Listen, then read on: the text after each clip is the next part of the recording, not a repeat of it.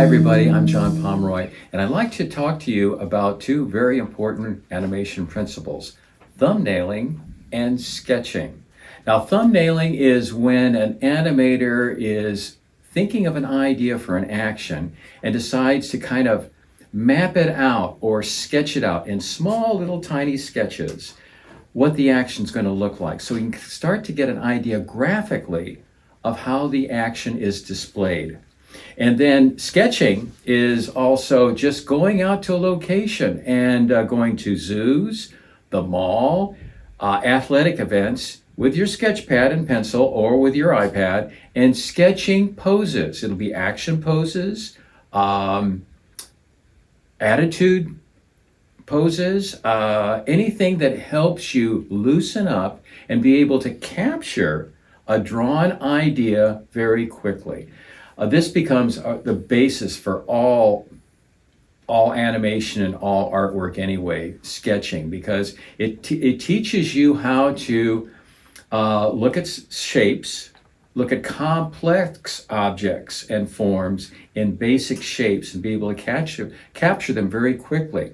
Now, going back to thumbnails, here's some thumbnail ideas that I had. This was something I did on a movie years ago called The Secret of Nim. And this was a little scene that I was sketching out of a character called Nicodemus. And I needed to get kind of an idea of his posture, the staging, and some of the poses that I needed to kind of start thinking in advance before I started the animation process. This is thumbnailing. Here's another example of a scene I did in a Disney movie called Atlantis: The Lost Empire. And it's a moment where the main character, Milo Thatch, is talking about his childhood when he was growing up to, some of his partners in this adventure that he's engaged in. So once again, I'm mapping out some sort of the idea of the staging, his posture, the acting, and basic poses. So let me get started in showing you some basics about thumbnailing. So here are the thumbnails I was showing you of Milo from Atlantis: The Lost Empire. As I was thumbnailing, I got the idea that he would kind of scratch his forehead with his thumb. So while you're thumbnailing, you start to come across ideas for little bits of business that make the scene that you're going to animate that much stronger. So this idea I kept for the animation, some of the ideas for gesturing. So all of this happens while I'm thumbnailing my idea. So what I'd like to do is create a little set of thumbnails using our character Ben, and I'll start sketching. I can usually figure out like little thumbnails about this size. These are about 1.5 by 2 inches. And I'm just trying to get an idea for the action. I want him to come in and pick up a flower. Say there's a flower growing right here.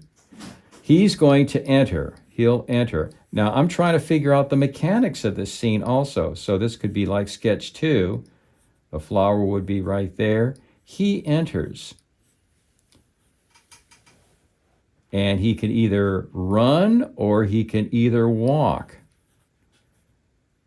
So he walks over, he sees the flower, he's walking over towards the flower, he comes over to the flower, maybe he looks at it. I'll get a little posture drawing here where he's got his hands on his knees as he's looking down at the flower. And these are just this is a thumbnail. This is what a tiny little sketch that gives you an idea about the action. He's leaning down. Maybe what he does is he smells the flower. So his eyes would be closed as he is sniffing the aroma of the flower, still hunched over. He goes back in that direction as he is sniffing the aroma. And then he decides to pluck the flower. He'll reach down.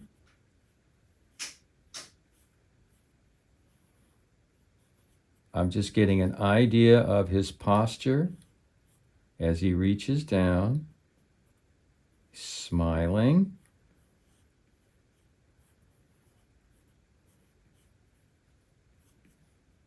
He reaches down and grabs the flower. And this will be my sketch number 2. This would be sketch number 3, sketch number 4, sketch number 5.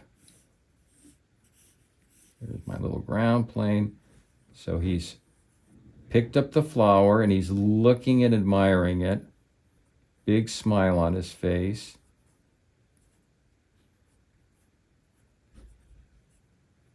Maybe he's holding it with 2 hands.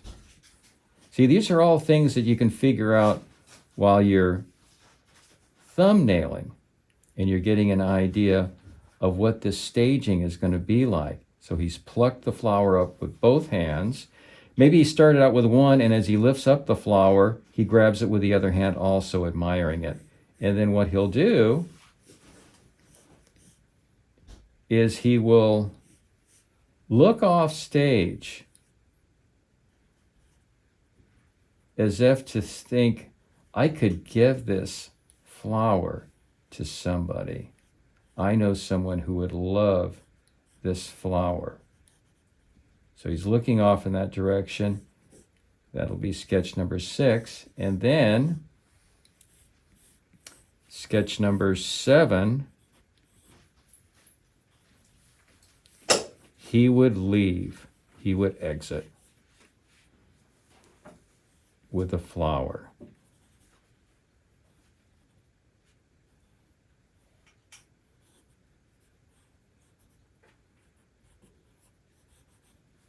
And he would exit off screen right. So there I've kind of mapped out my idea for this scene using Ben. And that gets me started with my animation. And that's the value of thumbnailing. So that gives you some ideas about what thumbnailing is and how to use them in your animation. Now next is sketching. I'll show you some sketches here that I did at the zoo. I was working as a storyboard artist on the production of Kung Fu Panda a few years ago. And we went to the San Diego Zoo and studied the pandas. So these are some quick sketches, action ideas and attitude ideas of pandas in action. And some of the positions I never would have guessed. I was glad I got, a few hours to spend at the panda cage sketching these bears. They were wonderful. Here's some more sketches. And here's a close-up. I did probably 30 or 40 different sketches of this particular panda. And it was a wonderful way to understand the attitudes and how they move, how they lumber along, how they walk, how they care for their young, because there was a couple of panda cubs in the cage also. Another really great idea is to, study, film action of athletes in action or even dancers. Here is a little clip of a dancer that I shot. She's with her partner as she's doing a little interesting move.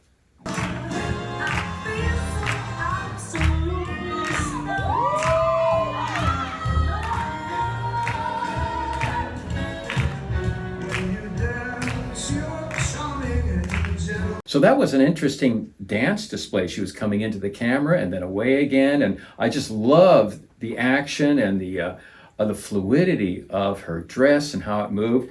I captured one of the poses here, one frame that I thought was an interesting extreme. And I'd like to kind of go over that as I, do my sketching demo. So let me show you how I can sketch over this to get a really great pose. So this is my frame blow up of the dancer from that live action dance scene that we saw. And I'm going to use this as kind of a basis for my sketching. And I'm going to focus mainly on her. And if I were watching this in live action, I would have to do it very quickly. But since I've got a still photo, I can take my time. But I don't want to take too long because I want to be able to capture the idea quickly. So, and I would have her head there, her arm extended back. There's her torso, her back, her hip, and then her leg. It looks like it's bent right there. There's her bust line, and there's the shoulder, her other arm extended. I think she's holding the hand of her dance partner, and this will be her hand extended out.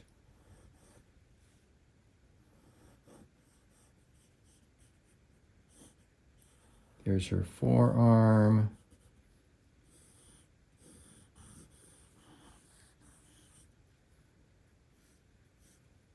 Eye line. She's got her hair drawn way back. Her eyes closed. Her mouth, her chin. There's her ear and some of the hair in the back of her head. I think she has her hair in a tight bun. You can see a flower back there. So I'm already getting kind of an idea of her posture as she's dancing. And that's the importance of sketching. There's her waistline to her dress.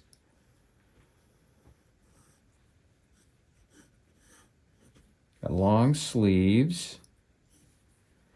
And the fun part, of course, is this huge skirt that's billowing out. It's fanning out. You can barely see her foot sticking out from underneath the dress. And this fabric is just spiraling all the way around, 360 degrees. And I will open it up.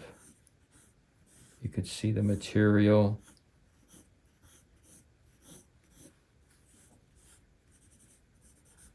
As it opens and flares, there's the ground plane that she's dancing on in perspective.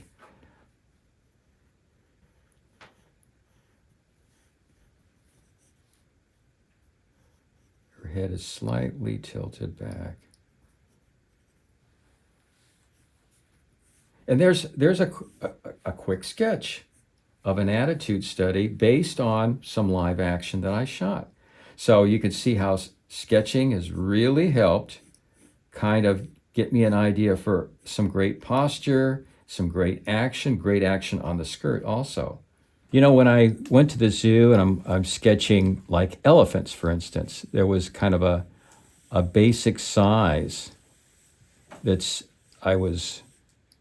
seemed to be sketching large, almost circular mass, smaller circular mass, and then the trunk. There was the head structure. And when you sketch animals, go ahead and add some little caricature details to it while you're sketching. Even though it may not look exactly like the animal, you're doing this for animation's sake. A large rear leg. We see the leg on the other side, the tail. All kinds of little fun details about, elephants, their knees.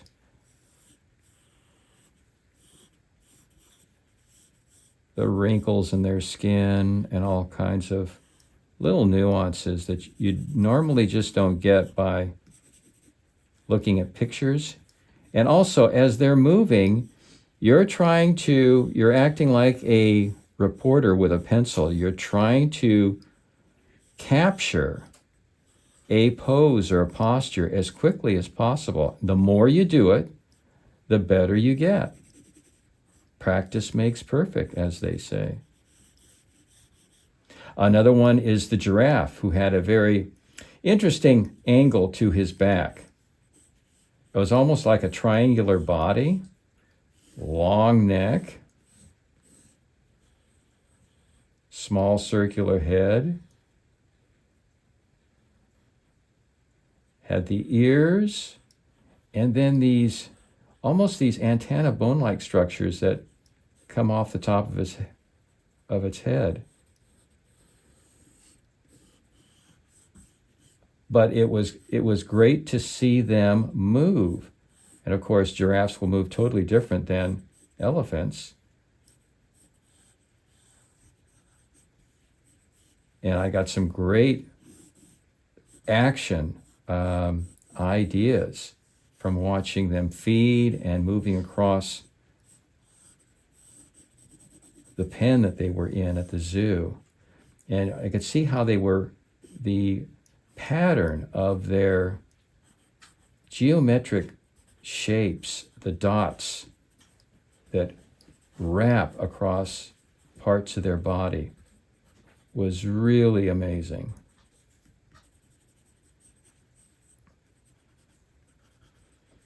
We got to watch some of the large cats.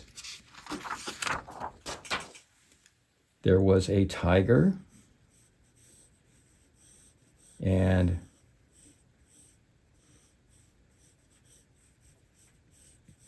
very beautiful, long body, sweeping body.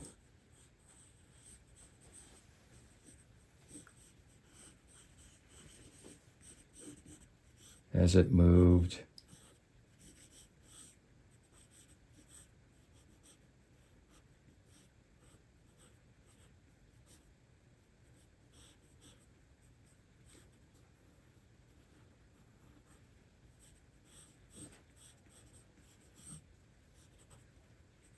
And the colors and all of it, all of the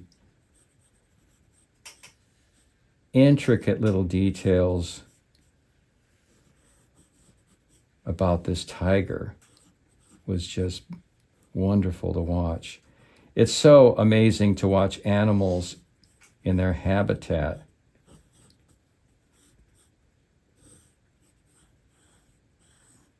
And how they move, all of their posturing, the way they crouch down and drink water. All of this is terrific reference material if you're ever in a position or a production where you're animating a tiger.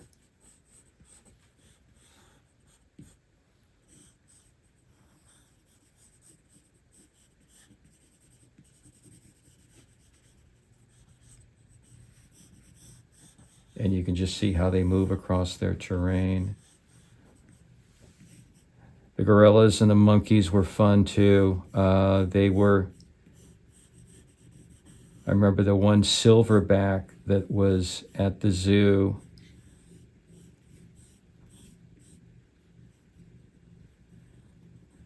These great distinguishing features.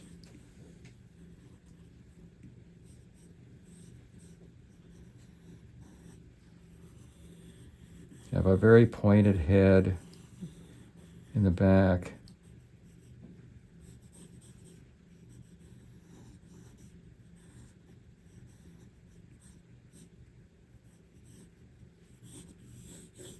And massive shoulders.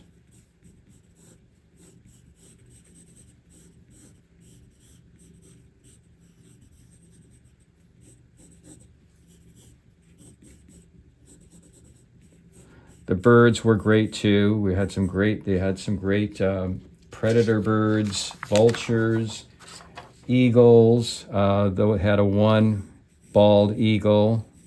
I remember I was sketching.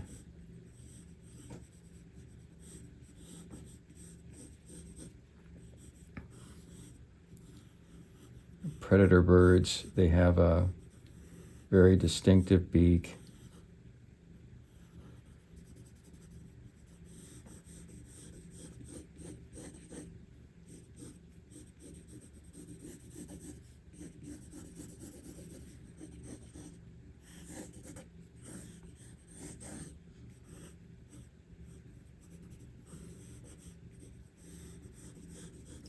and all kinds of great patterns that you can put down in drawing form of hair groups and feather patterns and just a lot of great design information when you go on location sketching.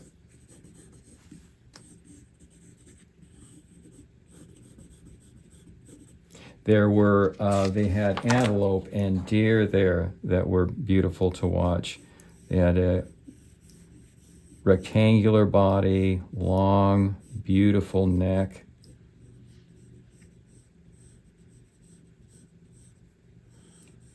Enormous ears and horns, large eyes.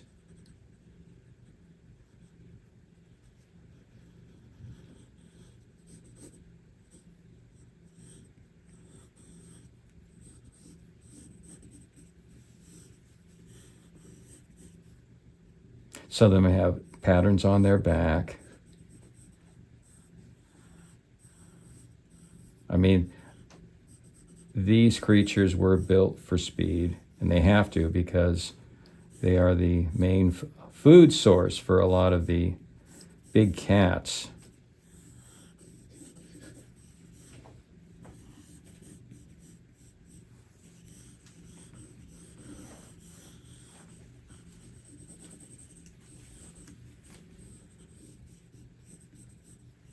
So that gives you an idea of the value of sketching, and definitely go to the zoo. I mean, it's a wonderful resource for design, for animation attitudes and poses.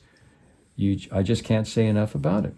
So that gives you some ideas of how you can use sketching to really push your poses, your attitudes, and just give you a good foundation for any artwork that you may be doing, whether it's an animation, whether it's CG animation, background painting, character design, or visual development.